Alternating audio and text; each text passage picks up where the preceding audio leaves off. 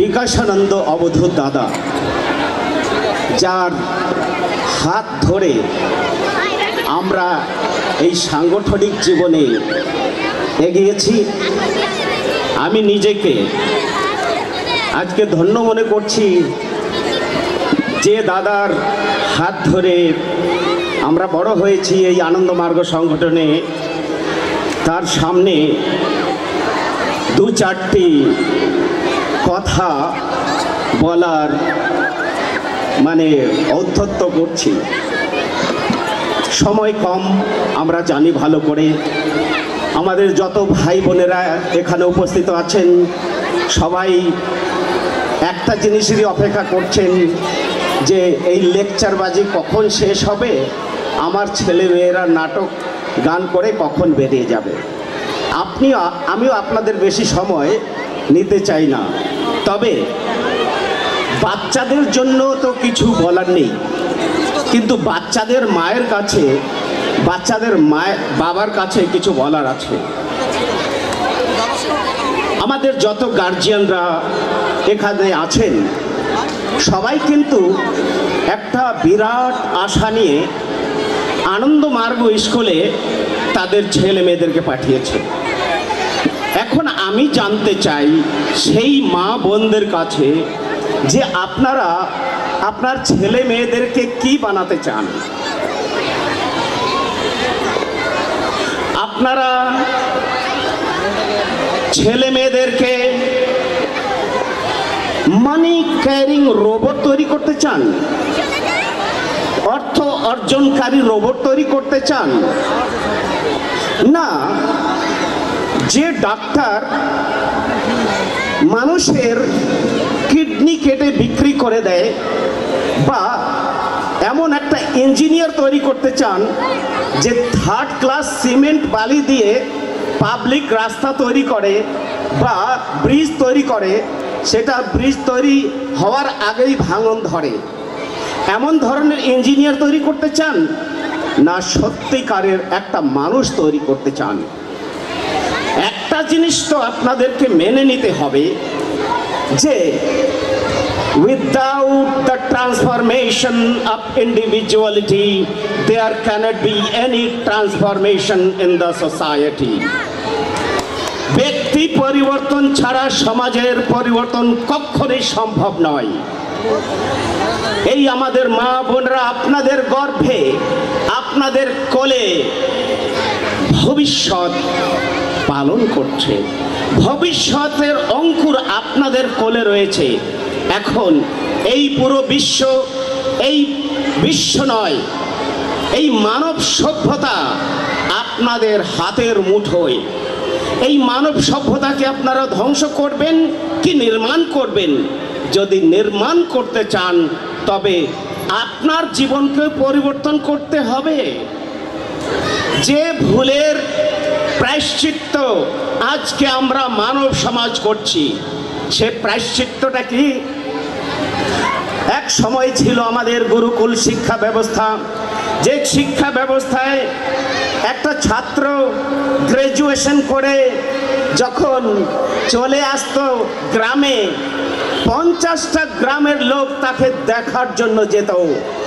কি ছেলেটা কি ডিগ্রি নিয়ে এসেছে না একটা মানুষ হয়ে এসেছে? আমরা মানুষের সমাজে থাকি। আজকে আমাদের এখানে দেখতে কত সুন্দর সুন্দর কচি কাঁচা বাচ্চা রয়েছে, যুবক যুবতীরা রয়েছে। আমি আপনাদেরকে একটা প্রশ্ন করছি, বলুন তো, এই যে আমাদের সমাজ, এটা তো সভ্য সমাজ, তাই নয় কি? আজকে রাত 12টার সময় রাস্তায় একটি লোকও থাকবে না, আর আমি বলবো আমাদের গ্রামের এক বোনকে, তুমি এখান থেকে একটু আনন্দমার্গ স্কুল পর্যন্ত যাও তো, সে সাহস করবে না। তার মনে কিসের ভয়? এখানে তো বন নয় যেখানে সিংহ বা চিতা রয়েছে। তো সেই আমার যুবতী বোন, তার মনে কিসের ভয়? তার ভয় কিন্তু বনের বাঘের নয়। এই সুস্থ সমাজে যে ঘরে ঘরে প্রস্তুত হয়েছে রাক্ষসের দল, সেই রাক্ষসদের ভয়ে হচ্ছে। এখন বলুন, পয়সার তো অভাব নেই, সুন্দর ড্রেস রয়েছে, সুন্দর গাড়ি রয়েছে, বাড়ি রয়েছে, সব কিছু থাকার পরে আপনাদের কিসের ভয়? একটু আগে দাদা বলে গেছেন, আজকে সমাজে যে জিনিসটার অভাব সেটা হলো চরিত্র, আর একটা যে জিনিসের অভাব সেটা হলো নৈতিকতা।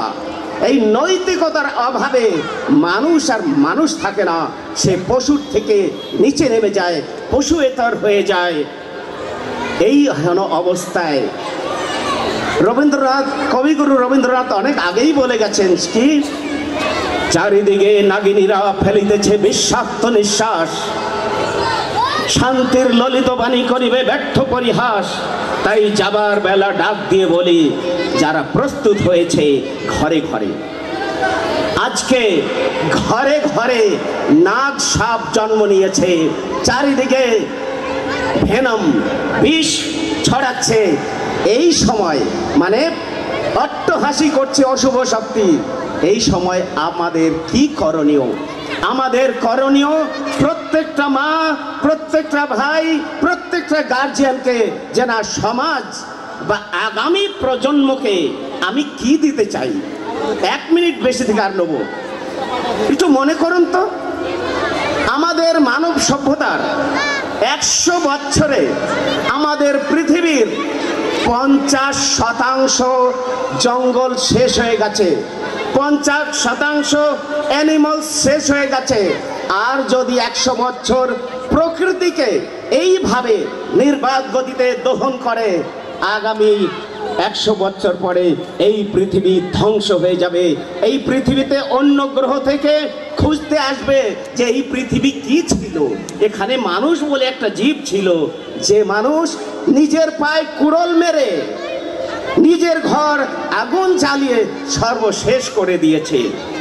এর জন্য আমার প্রিয় ভাই বোনেরা, আপনাদেরকে একটা কথাই বলবো, যদি আপনারা সত্যিকারের ছেলে মেয়ের ভবিষ্যৎ দেখতে চান, সে ভবিষ্যৎ দেখতে গেলে আপনার অনেক চেষ্টা করতে হবে, অনেক খড়কুটো পোড়াতে হবে, অনেক ত্যাগ তিতিক্ষা করে নিজের ছেলে মেয়েকে তৈরি করতে পারবেন। আর তার জন্য আনন্দমূর্তিজি, জগৎগুরু শ্রী শ্রী আনন্দমূর্তিজি যে শিক্ষা ব্যবস্থা দিয়েছেন, ওনার একটা কোটেশন, এই কোটেশনটা দিয়ে শেষ করব। আমার প্রত্যেকটা বাচ্চারা যারা আনন্দমার্গ স্কুলে পড়ে তারা জানে সেটা কি, educated is he who has learned much, remembered much, and made use of them in their practical life. Their virtue I shall call by the name of education.